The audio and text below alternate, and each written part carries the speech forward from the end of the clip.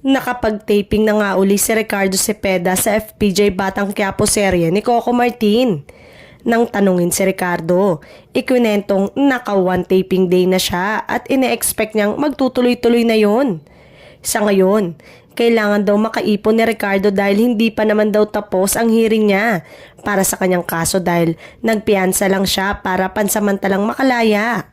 Ang tawag nga raw sa kanyang paglaya ay provisional liberty. Magastos din daw ang pag-attend niya sa hearing sa Cagayan. Sa airfare pa lang nila ng kanyang abogado ay malaki na ang gastos.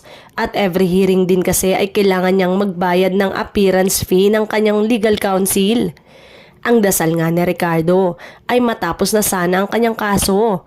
Balik showbiz agad si Ricardo matapos ang halos isang taon. Mahirap man ang buhay sa kulungan ay ikinatuwa naman ni Ricardo na halos lahat ng inmates ay fans ng Batang Quiapo kung saan ay isa siya sa cast kaya kilala siya ng lahat doon at maayos na tinatrato.